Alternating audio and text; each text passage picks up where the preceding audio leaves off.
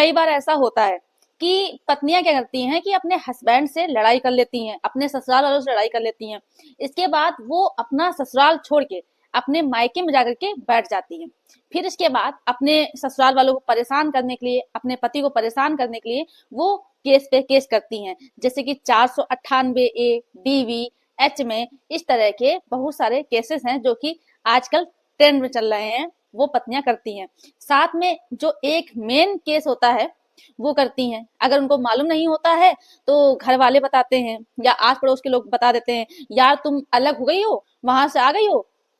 परेशान तो कर ही रही उन लोगों को, एक काम और कर लो, उन लोगों को और ज्यादा दिक्कत हो जिससे तुम्हारी बात मान ले या तुम्हारे पैरों में पड़ जाए, इसलिए तुम अपने पति के ऊपर अब मेंटेनेंस का केस भी लगा दो। जो कि पुराने कानून के तहत 125 के तहत मेंटेनेंस की डिमांड की जाती थी, जो कि सीआरपीसी की धारा थी। वो अब जो नया कानून आ गया है, धारा 144 है, जो कि BNSS के अंतर्गत आता है।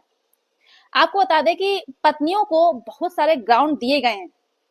जिसके आधार पर पत्नी अपने पति से मेंटेनेंस ले सकती है। लेकिन बहुत सारे पतियों के ये क्वेश्चंस रहते हैं कि एक तो मेरी पत्नी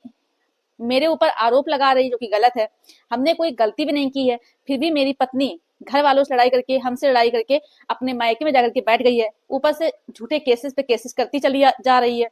और अब वो मेंटेनेंस की भी डिमांड कर रही है। और जब उसकी गलती है, मेरी कोई गलती ही नहीं है, तो हम उसे मेंटेनेंस आखिर दे ही क्यों? इस तरह के क्वेश्चंस मेरे पास आते रहते हैं। तो आपको बता दें, जिस तरह से पत्नियों को आधार दिए गए हैं, ग्राउंड दिए गए हैं, पत्नी का ये अधिकार है मेंटेनेंस लेने का, उसी तरह से कुछ ग्राउंड्स हैं जिनके आधार पर पति मेंटेनेंस देने से बच सकता है।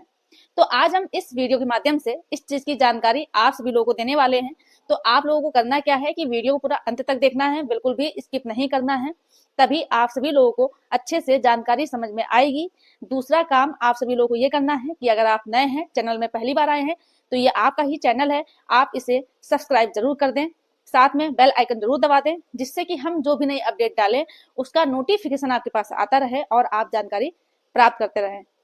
नमस्कार दोस्तों, मैं एडवोकेट दिव्या, आपका आपके इस YouTube चैनल में स्वागत है। जैसा कि आप सभी लोगों को मालूम है कि जब पत्नी अपने ससुराल वालों को छोड़ के अपने मायके आती है और फिर अगर वो सोच लेती है कि मुझे अपने पति को और पति के घर वालों को परेशान करना है, तो वो परेशान करने के लिए 498A का केस कर दिया करती हैं। और साथ में वो सोचती हैं कि केस तो कर ही दिया है, परेशान तो कर ही रहे हैं, तो अब हम एक काम और करते हैं कि अपने पति से जब अलग हो ही गए हैं तो उनसे खर्चा लेने के लिए मेंटेनेंस का केस भी कर देते हैं। इधर हमको खर्चे के लिए पैसा भी मिलता रहेगा, इधर हम उनको परेशान भी करते रहेंगे। तो आज हम बताने वाले हैं कि ऐसे कौन से ग्राउंड है जिनके आधार पर पति मेंटेनेंस देने से बच सकता है। तो आज हम आप सभी लोगों को इससे संबंधित कुछ ग्राउंड बताने वाले हैं, जिसमें से पहला ग्राउंड ये है कि कई बार क्या होता है कि पत्नियां बिना किसी कारण के, विदाउट रीजन, पति व पति के घर वालों को छोड़ के अपने मायके में जाकर के बैठ जाती है, सिर्फ इसलिए कि मेरा पति तो मेरी बात ही नहीं मानता है, अपने घर वालों की बात ज्यादा सुनता है, अपने मम्मी पापा की बातें सुना करता है, वो मुझे इग्नोर करता है। तो इस तरह से वो ईगो सेटिस्फाइड करने के लिए वो अपना घर छोड़ के चली जाती है, कोई भी कारण नहीं होता है।